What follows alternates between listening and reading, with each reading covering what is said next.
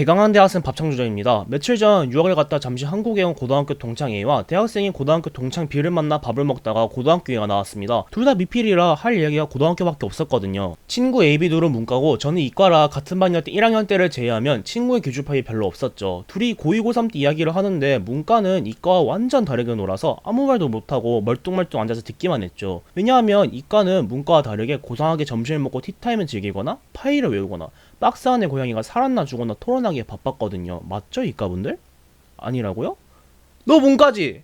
Anyway, 입에서 단내가 날려할 때 마침 좋은 이야기거리가 생각났습니다. 바로 급식이죠. 우리가 나온 고등학교는 급식이 맛없기로 세 손가락 안에 들었거든요. 그러면서 급식 이야기를 하는데 고등어 케첩조림 얘기가 나왔습니다. 우리 때 나온 메뉴는 아니고 학교 선생님이 말씀해주셨던 메뉴입니다. 하도 급식이 맛이 없다고 수업 시간에 찡찡거리자 선생님이 야, 이 정도면 양호한 거야. 적어도 먹을 수 있는 메뉴가 나오잖아. 급식업체 바뀌기 전에는 고등어 케첩조림이 나왔다니까. 상상이 안 됩니다. 고등어 케첩조림이라니. 고등어는 양념에 잘 졸여진 무가 생명인데 그걸 케첩에다가? 정말 상상해도 역겹습니다. 케첩은 감자튀김이나 계란후라이 찍어 먹을 때 쓰는 거지 물을 찍어 먹을 때 쓰는 게 아니거든요. 덕분에 급식으로 별 기상천외한 것들이 나와도 잠자코 잘 먹었습니다.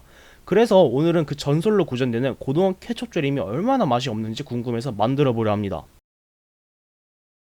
재료는 고등어 조림과 똑같이 가보려 합니다. 고등어, 무, 파, 마늘 이 정도로 하고 양념장은 케첩, 간장, 후추, 식초, 카레가루 정도로 해보려 합니다. 설탕만 더 들어가면 500원짜리 떡꼬치 소스 같지만 놀랍게도 생선 조림 소스입니다. 양념장의 기준은 딱히 없습니다. 그냥 눈에 보이는 거 넣기로 했습니다. 인터넷 찾아봐야 나올 리가 없죠. 이게 김치도 아니고. 누가 이런 재료를 가지고 고등어 케첩 조림을 만들게 있네?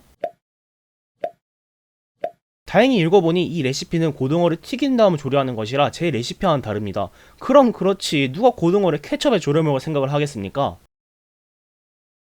생선은 싱싱해야죠. 그래서 오늘 쓸 건 냉장실에서 해동한 고등어입니다. 이런 천박한 음식에 좋은 생선을 쓰기엔 좀 그렇습니다. 그리고 양념 들어가면 저처럼 천한 것은 선도 구분도 못합니다. 해동한 고등어를 쌀뜨물에 담궈주겠습니다. 넣는 이유는 잘 모르겠습니다. 그냥 창조주께서 고등어조림 할 거면 담갔다 하셨습니다. 고등어가 반신욕 하는 동안 저는 고등학교 때를 회상하며 티타임을 가지겠습니다. 오늘의 티는 쑥향이 나는 물입니다. 이런 특이한 티는 거기에 걸맞은 잔과 함께 해야죠. 저는 한국인의 집이라면 무조건 있는 K 에스프레소 잔에 따라 마시랍니다. 에스프레소 잔에 따라서 한 잔 마시면 이때 전에 딴 술인데도 쑥향이 살아있습니다. 근데 취향이 안 맞아서 다시 봉인하고 예비군 끝날 때까지는 안 깔 것 같습니다. 티타임도 가졌으니 고등어의 상태를 확인해봅니다.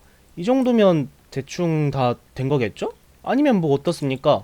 애초에 고등학교 급식에서 고등어를 쌀뜨물에 재웠다가 조리를 할 리가 없잖아요. 고증에 충실하다 생각하면 됩니다. 목욕하고 있던 고등어에 가시를 발라줍니다. 입에 넣고 오물오물 씹다가 가시가 잇몸을 찌르면 굉장히 언컴포터블해지니까요. 생선 가시는 유튜브에서 본 것처럼 집게로 뽑겠습니다. 유튜브에서 본 집게보다 큰 것 같지만 제 할 일만 잘하면 되는 겁니다. 후반으로 갈수록 고등어 마사지하는 것 같지만 사실 맞습니다. 큰 가시들은 쉽게 뽑히지만 마사지를 하면서 만져지는 잔가시들은 너무 쉽게 부러지니 그냥 잔가시들은 씹어먹는 걸로 하겠습니다. 완전히 제거하려면 살까지 같이 뽑혀서 뽑다한 고등어 박살날 것 같습니다. 껍질은 벗기지 않을 겁니다. 껍질에서 비린 맛이 나는 것 같아서 안 먹긴 하지만 괜히 벗기면 조리 과정에서 살이 다 으깨지면서 고등어 토마토 스프가 될 것 같거든요. 가시를 다 발랐으면 간고등어 염분기를 씻어줍니다. 벌써 비릿한 냄새가 나는 걸 보니 식욕이 뚝 떨어지고 이거 그 사이 상했나? 라는 생각이 들지만 상남자는 끝을 보는 법이기에 계속 하겠습니다. 이제 메인 메뉴를 할 차례입니다. 바로 무죠. 고등어 조림인데 왜 무가 메인이냐고요? 아기찜에 콩나물이 메인인 것과 같은 이치입니다. 다들 양념 야무지게 묻어있는 콩나물 먹으려고 아기찜 시키지 아기 먹으려고 시키는 게 아니잖아요? 콩나물이 맛있고 많이 주는 곳이 맛집이지. Anyway, 무를 잘라야 하는데 어느 정도 두께여야 가장 맛있는 두께일까요? 모르면 해보면 되는 거죠. 0.5cm, 1cm, 1.5cm, 2cm 이렇게 4가지로 잘라서 해보겠습니다. 하지만 카메라가 방해해서 비스듬하게 잘렸네요. 오히려 좋습니다. 무 한 조각으로 두꺼운 경우와 얇은 경우로 다 맛볼 수 있게 됐습니다. 양념장은 우선 메인이 되는 케첩을 넣고 간장 살짝, 식초, 한국인 기준으로 마늘 약간, 비린내 잡아주라고 레몬즙 살짝과 청주 넣어주겠습니다.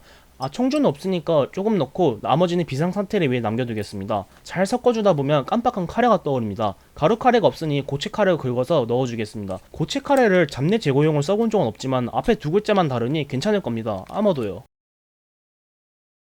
방금 말했듯 메인 메뉴는 무입니다. 고등어는 곁들여 먹는 음식이죠. 그러니 무는 맛이 가장 잘 뵐 수 있게 아래 깔아주고 고등어가 무에 직접 닿아 맛을 망치면 안되니 파를 깔아주고 고등어는 껍질 아래로 갈 수 있게 깔고 마지막으로 타지 않게 물 살짝 부어주고 익혀주겠습니다. 약 15분 정도 후에 중간 점검을 위해 뚜껑을 한번 열어보면 의외로 비린내가 나지 않아서 놀랬습니다.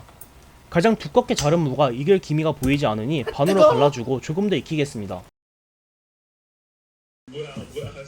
30분 있다 수업이긴 한데 비리면 먹으려고. 매봤으면 야 이거 나술 싫어하냐 이거? 비리면 먹어야지. 안 먹을 수 있게 한번 빌어봅시다. 개 좋아. 제가 한번 먹어보겠습니다. 일단 안 비려. 안 비려? 안 비려 안 비려. 그리고 어. 오바이트 나올 맛은 아닌데 어. 먹고 싶은 맛은 아니야 또. 아. 그러니까 고등어 조림은 무만 맛있으면 돼. 먹어봐 맛있어? 무 맛인데 새콤달콤해. 새콤달콤해. 케첩감 들어가지고 그런가? 좀 아니 근데 케첩 향은 안 나거든? 근데 새콤달콤해. 무에다가만 밥을 먹는다 할 수 있다 없다? 쌉 가능.